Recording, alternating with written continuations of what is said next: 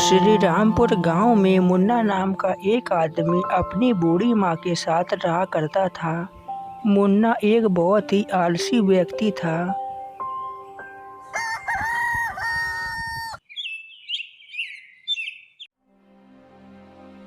अरे आलसी कहीं का, सूरज सर पर आ गया है और तू अभी भी सो रहा है। जल्दी से उठ जा। अरे माँ, मुझे गर्मा गर्म बढ़िया चाय बनाकर पिला दो तो मेरी नींद खुल जाएगी। अरे उठ जा कामचोर कहीं का, पिछले 10 दिनों से एक भी रुपया नहीं कमा कर लाया है और बोल रहा है कि चाय पिला दो। क्या यार माँ, क्यों सुबह सुबह से चिल्ला रही हो?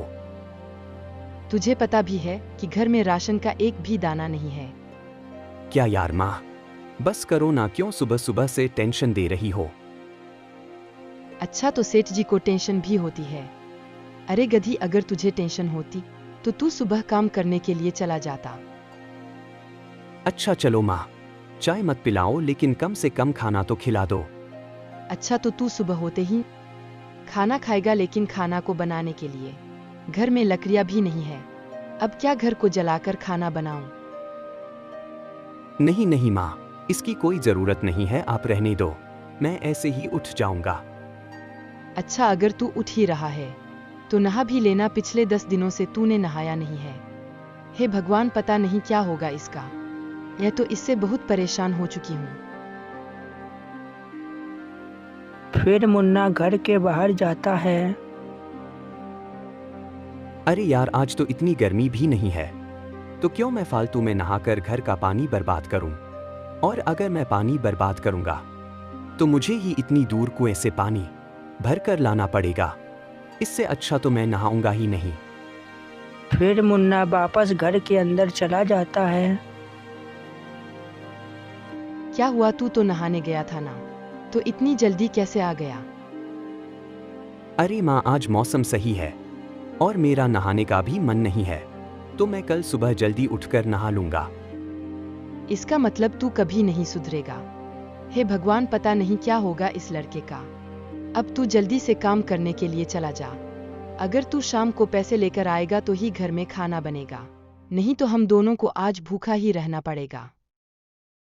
माँ, मुझे अभी कोई काम मिल ही नहीं रहा है और मुझे तो केवल मजदूरी करना ही आता है, लेकिन अभी खेतों में भी कोई काम नहीं है।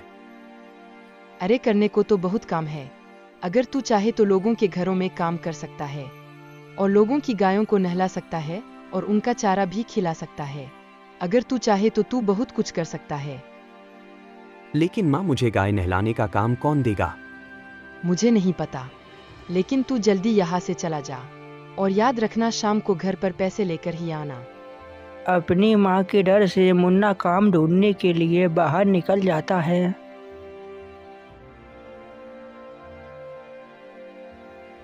फिर वो एक घर के बाहर एक गाय को बंधी हुई देखता है। अरे क्या कोई घर के अंदर है? मुन्ना की आवाज़ सुनकर एक आदमी घर के बाहर आ जाता है। अरे क्या है रे, क्यों चिल्ला रहा है? अरे भाई, क्या आपको अपनी गाय साफ करवानी है? मैं आपकी गाय को नहलाकर एकदम चकाचक साफ कर दूंगा। अरे गधे, तुझे मेरी गाय चमकती हुई नहीं दिख रही है क्या? वो पहले से ही बहुत साफ सुथरी है। तू पहले अपने आप को तो चमका ले। ऐसा लगता है कि कई दिनों से नहीं नहाया है तूने। अरे भाई, अगर आप कहो तो मैं आपके घर की साफ सफाई कर दूं, देखो कितना गंदा हो रहा है। अरे ये क्या बोल रहा है तू? तू मेरे घर को साफ करेगा? चल भाग जा, यहाँ से यहाँ कोई काम नहीं है।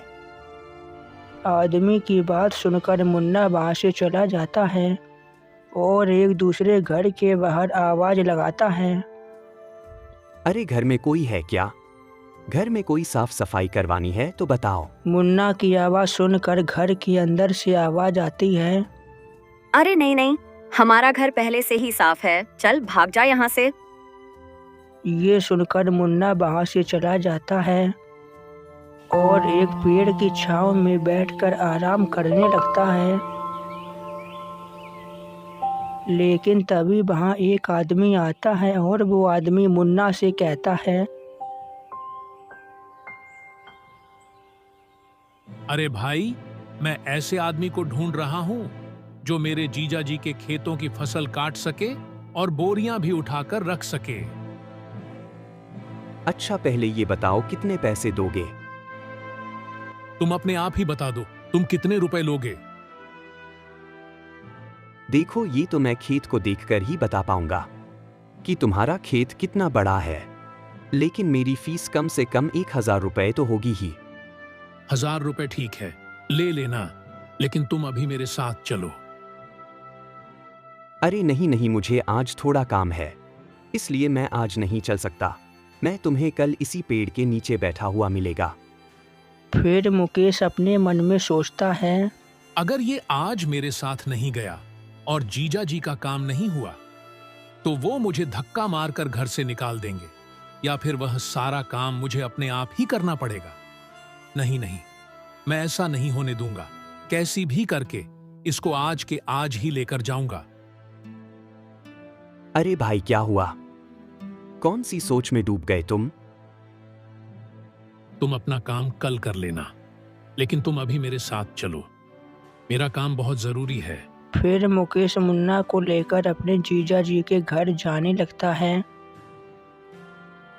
लेकिन तभी रास्ते में मुन्ना मुकेश से बोलता है, अरे भाई रुको, पहले मेरी बात तो सुन लो। क्या हो गया भाई? अब क्या समस्या है? मुझे फसल काटना नहीं आता है और मेरी कमर में भी दर्द है, इसलिए मैं बोरियां भी नहीं उठा पाऊंगा। अरे भाई, तू ऐसा मत बोल। एक बार तू मेरे साथ चलकर मेरे खेतों को देखा तो ले। पिछले 10 दिन से मेरे जीजा जी ने मेरा जीना बर्बाद कर रखा है। अगर आज तू मेरे साथ नहीं गया तो वो मुझे घर से निकाल देंगे, या फिर वो सारा फसल काटने वाला काम मुझे ही करना पड़ेगा। देखो भाई, मुझे खेती बाड़ी के बारे में कुछ भी नहीं आता है और फसल काटना तो बिल्कुल भी नहीं आता है। देख भाई, तू मेरे सामने नाटक मत कर यार। तू बस फसल काट देना और थोड़ी बोरियों को उठाकर रख देना, चाहे काम करने के बदले तू 1000 रुपए से 200 रुपए ज्यादा ले लेना, लेकिन तू मेरे साथ अभी चल और मेरा काम कर दे। ये सुनकर मुन्ना तैयार हो जाता है और उसके साथ जाने लगता है। जीजा जी बहना, जल्दी बाहर आओ। मुकेश की आवाज सुनकर उसके जीजा जी घर के बाहर आ जाते हैं। हाँ मुकेश, मिला क्या कोई? हाँ जीजा जी, यही है। अरे हाँ भाई, क्या नाम है तेरा? जी मेरा नाम मुन्ना है। मुन्ना, तो सबसे पहले तू हमारे साथ चल और हमारे खेत देख ले, और फिर जल्दी से काम पर लग जाना। अरे अरे सेठ जी, मुझे कोई असल फसल काटना नहीं आता है। अरे मुकेश, तू किसको उठा कर लाया है? ये तो बोल रहा है कि इसको कोई काम आता ही नहीं। अरे जीजा जी, ये सब आप मुझ पर छोड़ दीजिए। ये बहुत काम का आदमी है, ये अपने खेतों का काम जरूर करेगा। ठीक है, तो चलो इसको अपने खेत दिखा देते हैं। फिर जमींदार मुन्ना को खेत दिखाने के लिए ले जाता है। देख ले भाई मुन्ना, ये मेरा खेत है और आज ही तुझे ये सारी फसल काटनी पड़ेगी। पूरे गांव में बहुत मुश्किल से फसल काटने वाला तू मिला है, और मेरे बाकी के सारे खेतों का तो काम हो गया, बस यही एक बचा है। फिर मुन्ना पूरा खेत देखता है और जमींदार से कहता है, अरे सेठ जी, ये खेत तो बहुत ही बड़ा है। ये बस 5 बीघा का ही खेत है।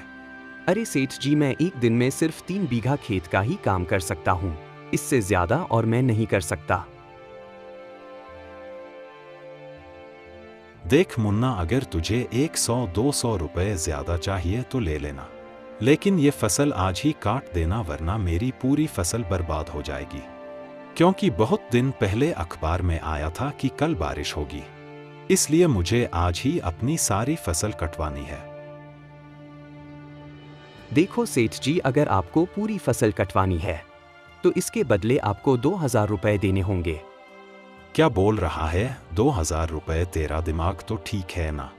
अरे मुकेश, तू किसे उठा लाया? तो ठीक है सेठ जी, मैं चलता हूँ। क्योंकि मैं 1000 रुपए के लिए इतनी धूप में काम नहीं कर सकता। अरे रुको भाई, मुकेश ने तुम्हें 1200 रुपए देने को कहा था, लेकिन अब तुम 1500 रुपए ले लेना। नहीं नहीं सेठ जी, मेरी फीस पूरी 2000 रुपए है। मैं इसमें से ना ही 1 रुपया कम लेता हूँ और ना ही ज्यादा। ठीक है मुन्ना, तू 1700 रुपए ले लेना, लेकिन इससे ज्यादा मैं नहीं दे सकता। देखो सेठ जी, मैं 2000 रुपए से 1 रुपया भी काम नहीं लूंगा। अगर आपको काम करवाना है तो मुझे 2000 रुपए दो, नहीं तो मैं चलता हूँ, मुझे और भी बहुत काम है। ठीक है, मैं तुझे 2000 रुपए दे दूंगा, लेकिन अब तू काम करना शुरू कर दे। फिर मुन्ना एक बार फिर से पूरा खेत देखता है और इतना बड़ा खेत देखकर मुन्ना की हालत खराब हो जाती है। देखो सेठ जी, मुझे समझ आ गई है कि आज के आज ही इस फसल को कैसे काटना है, लेकिन अभी मुझे भूख लगी है, इसलिए मैं घर जाकर खाना खाकर आता हूँ। अरे मुन्ना, बस इतनी सी बात, तो तू हमारे साथ हमारे घर चल, मैं तुमको वही खाना खिला दूंगी। हाँ, तू आज का खाना हमारे साथ हमारे घर चलकर खा ले। फिर जमींदार की पत्नी मुन्ना को खाना दे देती है और मुन्ना भी पेट भरकर खाना खा लेता है। अरे सेठ जी, आपके घर पर तो बहुत अच्छा खाना बनता है। खाना खाकर तो मुझे मजा ही आ गया और मेरा पेट भी भर गया। ठीक है, अब तेरा पेट भर गया है तो तू काम करना शुरू कर दे। जमींदार की ये बात सुनकर मुन्ना घबरा जाता है। अरे सेठ जी, मैं अभी काम नहीं कर पाऊंगा, क्योंकि आज खाना इतना अच्छा था कि मेरा बहुत ज्यादा पेट भर गया है, इसलिए अभी मैं थोड़ा आराम करूंगा, उसके बाद काम करूंगा। अगर तुम आराम करेगा तो मेरा काम कौन करेगा? अरे सेठ जी, आप काम की चिंता मत करो, मैं थोड़ा आराम करने के बाद काम कर लूंगा। आप काम की चिंता मत करो, मैं सारा काम करके ही जाऊंगा। ऐसा कहकर मुन्ना वहीं पेड़ के नीचे सो जाता है। हे भगवान, ये मुकेश भी ना कि गधे को पकड़ कर लाया है, पता नहीं ये मेरा काम करेगा कि या नहीं। फिर 2 घंटे बीत जाने के बाद अरे उठ जाओ मुन्ना भाई, शाम होने को आई है। सेठ जी, मैं कोई काम नहीं करूंगा, क्योंकि मुझे फसल काटने का काम नहीं आता। अरे मुकेश, तू किस अलसी को पकड़ कर लाया है? ये तो बस फ्री का खाना खा गया और कोई काम धंधा भी नहीं कर रहा। ये तो सच में बहुत आलसी है, आलसी कहीं का, तू किसी भी काम का नहीं है। जमींदार की ये बात सुनकर मुन्ना को बहुत ही ज्यादा गुस्सा आ जाता है। अच्छा, तो ऐसी बात है सेठ जी, आप मुझसे आलसी बोल रहे हो तो रुको, मैं अभी आपके खेतों पर काम करना शुरू कर देता हूँ। और मैं कोई आलसी नहीं हूँ, आप पैसे तैयार रखो, मैं अभी कुछ ही मिनट में आपकी फसल काट कर आता हूँ। इतना कहकर मुन्ना फसल को काटने के लिए चला जाता है और शाम होते होते मुन्ना खेत की सारी फसल काट देता है।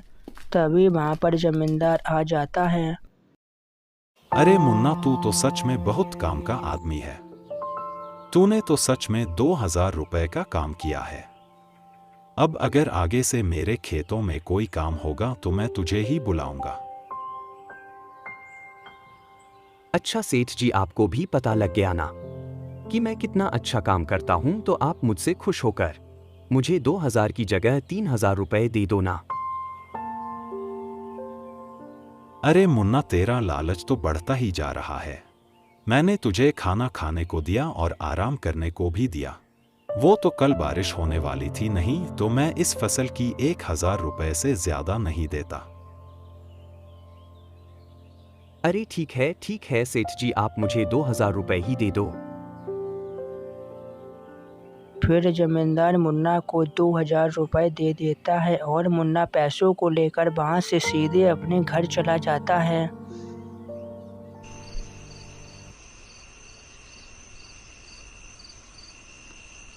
अरे आ गया तू, पैसे लेकर आया है कि नहीं, या फिर तू आज मुझे भूखा ही सुलाएगा? माँ के इतना बोलते ही मुन्ना तुरंत अपनी माँ को 2000 रुपए दे देता है। अरे 2000 रुपये कहाँ से लेकर आया है? क्या कहीं चोरी करके आया है? माँ, आपको क्या पता कि आज मैं धूप में कितनी मेहनत की है। मैंने आज पूरे कड़ी धूप में जमींदार जी की फसल काटी है। क्या तू सच बोल रहा है? लेकिन तू आज सुबह ही मुझसे कह रहा था कि अभी खेतों में कोई काम नहीं है, तो जमींदार के खेतों में काम कहाँ से आ गया? मुझसे झूठ मत बोल, कहाँ से चुरा कर लाया है पैसे? माँ, अभी गांव के किसी भी खेत में काम नहीं था, लेकिन सिर्फ जमींदार जी के खेतों में ही काम था। और वो बोल रहे थे कि कल बारिश होगी, इसलिए उनको आज के आज ही अपनी सारी फसल कटवानी थी। और उन्हें आज फसल काटने के लिए कोई मिल भी नहीं रहा था, इसलिए आज मैंने उनसे मुंह मांगी कीमत ले ली। अच्छा बेटा, तो तू ऐसे ही मन लगाकर काम किया कर। लेकिन अब तू आज बहुत थक गया होगा। चलो थोड़ा आराम कर लो जब तक मैं राशन लेकर आती हूँ। फिर हम दोनों आराम से खाना खाएंगे। दोस्त, तो हमें इस कहानी से यही सीखने को मिलता है कि हमें कभी भी आलस नहीं करना चाहिए, क्योंकि आलस मनुष्य का सबसे बड़ा दुश्मन होता है। राम राम।